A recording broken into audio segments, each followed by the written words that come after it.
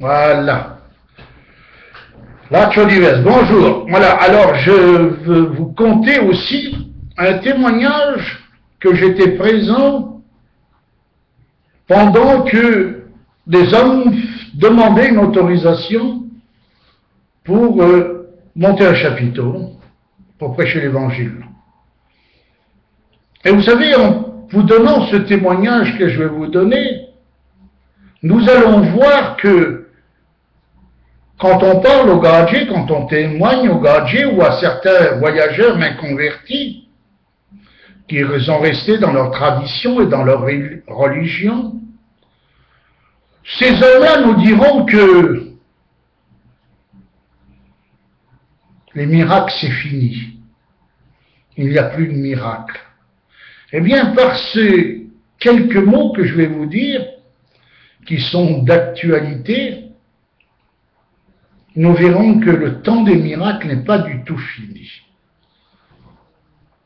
Alors la voix résonne, une voix forte, sec. Vous l'avez déjà entendu, ce genre de voix. Je pense, mon rappel du voyage. Où est le responsable du camp? Demande le commandant de la gendarmerie avec une fournée de clistés, presque comme qu'il y a de petits diables en enfer. Il n'arrête pas. Où est le commandant? Où est le chef de ce camp? Il dirait ce commandant. Ses yeux lancent des flammes, Asgardio. Il n'embarque de l'écume blanche. Il a une colère sur lui. Le colt est prêt à dégainer. Où est le responsable? Qu'il y en a un autre qui crie. Il s'égosille. Et leurs chiens sont venus avec des chiens, ces braves gens. Et leurs chiens, qu'on dirait des petits veaux, ils se font déchiqueter, tu vois, par nos petits chiens d'hérissons. Ils prennent une volée, ils se font maraves. Et personne ne bouge, personne ne prête attention à ces gadgets qui hurlent, qui sont une dizaine, là. Moi, j'étais là, je regardais ça. Où est le chef? Où est le chef de tribu? Et ce malheureux, il hurle comme un diable attaché en plein soleil. Alors là, voilà, il y en a un qui sort, un homme s'avance, avec derrière lui, qui ça suit, 2 ou 3, tous bien gras du ventre, pas très grands, mais bien gros du ventre. Ah, sûrement, j'ai pensé dans moi, en voyant la situation, en voyant l'affaire se faire devant moi. Des grands connaisseurs en grillade, ces gars-là. Amateurs certainement de bière fraîche. Où est le chef de tribu qui crie toujours le cow-boy? Oh là, Zinda, c'est moi, monsieur. C'est moi, monsieur. Pas de monsieur. Commandant. Ah, vous savez, moi, monsieur, j'ai pas été à l'école, alors les grades, je ne connais pas. Qui vous a donné l'autorisation de vous installer sur ce terrain? Et en plus, vous avez coupé les barrières. Qu'est-ce que vous faites tous ici? Tu vas voir, l'autre il est là, il écoute. Le monsieur n'embarque de colère. Et lui, il a un beau mot. On va faire une mission, mon frère. T'énerve pas. On est venu faire une mission. Une mission? Mais une mission de quoi? Et vous là, vous êtes un pasteur? Le gendarme ouvre les grands yeux d'étonnement, comme s'il venait de voir Saint-Bernabé, un jour d'orage. Regardez ces poubelles! de partout, et vos gosses dans les terrains des voisins. Qui réglera les dégâts? Mais monsieur, il n'y aura pas de dégâts, car nous, on fait partie de la mission évangélique des Tziganes de France. On a même un château, nous. Il n'y aura pas de dégâts. Alors là, le Moscou, il regarde et il dit, « Ah, parlez-moi-en de vous et de votre château. » Et ce Gadjo, ce Moscou, rien qu'à le voir, tu vois qu'il était en train de rêver. Il rêvait au four crématoire. Et il regrettait le bon temps passé, où il était certainement de ceux qui passaient les tziganes à la broche, et qu'il aurait souhaité en de telles circonstances que Hitler même soit son papa. Alors notre responsable évangélique, avec la sagesse qu'on leur connaît, répond comme dans les films. Monsieur le maire, si on vous aurait demandé l'autorisation, est-ce que vous nous l'auriez donné? Ah, bien non, et sûrement que non, que je vous l'aurais pas donné l'autorisation, répond le maire, et ce charmant maire en se mordant les babines. Alors nous, dira ce brave gitan, nous on s'est installés. Il faut partir sur l'heure, de suite.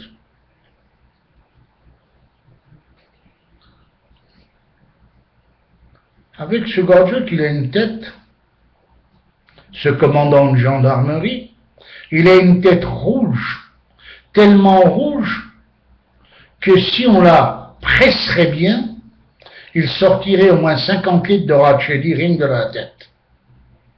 Alors le gitan, il dit, il faut penser aux femmes, monsieur, il faut penser aux enfants.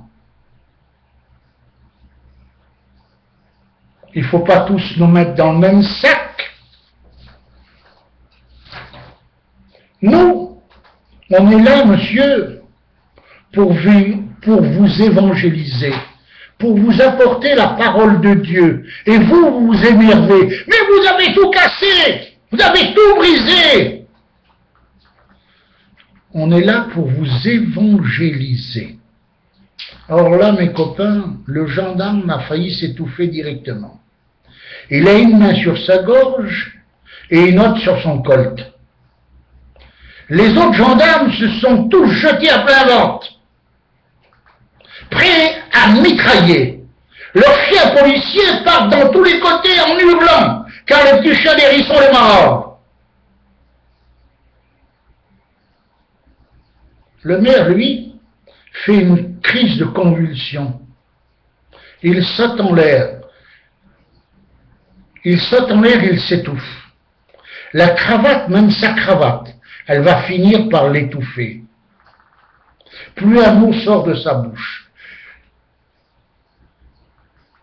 Tout le monde est là, la peur est au rendez-vous. Ils sont tous prêts à tirailler. Puis d'un seul coup, nous évangéliser. Vous voulez nous évangéliser? Nous dira une petite voix. C'est madame la secrétaire de mairie, avec ses 160 kilos, et toutes ses misères, et ses 3 bons petits enfants mongoliens, et son petit mari accidenté, qui marche avec des béquilles, parce qu'un jour, un des gens du voyage avait un peu bu, il l'avait heurté sur un trottoir. Alors cette femme, oh là, elle prend la voix, elle prend la parole.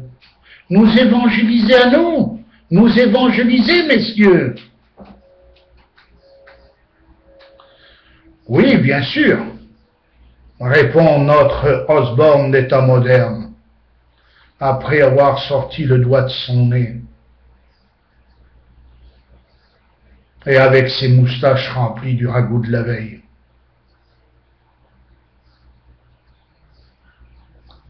À vous, madame la secrétaire. Il y a tous ceux qui vont vouloir et qui voudront venir sous cette cathédrale de toile pour écouter l'évangile.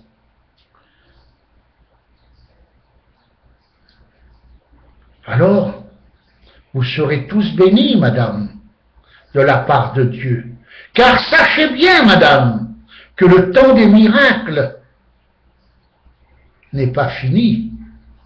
Et bien sûr, notre Osborne, des temps modernes, nous sort la panoplie de Jean 3,16, car Dieu a tant aimé le monde qu'il a donné son Fils unique, afin que qui croit en lui ne périsse point, mais qu'il ait la vie éternelle. Oh là là! Alors sur cette lancée,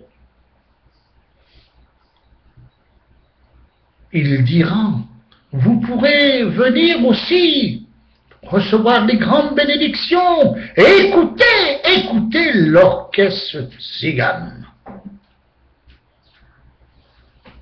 Les trois compères qui sont avec lui et moi qui étais à côté, ces trois qui sont bien gras du ventre et des joues, grands amateurs de poules de ferme à la grille, ils ont le nez rouge, ces gars, ces évangélistes, ils ont le nez rouge à faire exploser un appareil d'alcotex. Ah, je crois pas qu'ils buvaient, ça ne sent pas, ils boivent que de l'eau. Mais ils ont bien le nez rouge.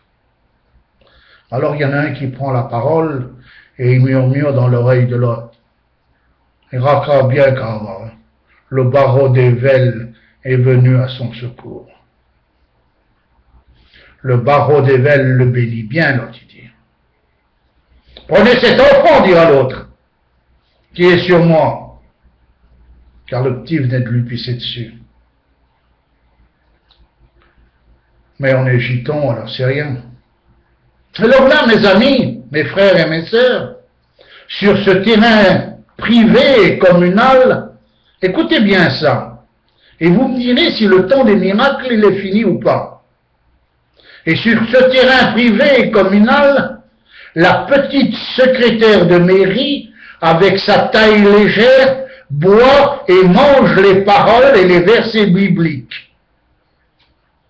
Et c'est elle, et elle seule, qui insistera auprès du maire et de tous ses rangers pour nous donner 15 jours de permission.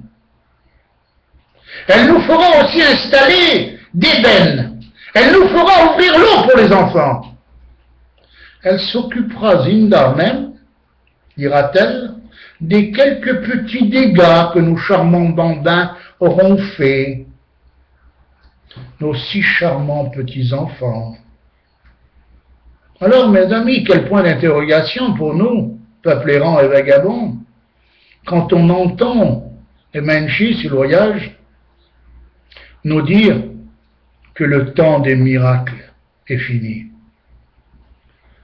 Ne croyez-vous pas que cette autorisation-là n'est pas un miracle? C'était pour rire, hein? Pour accrocher un sourire à nos lèvres. Que Dieu vous bénisse.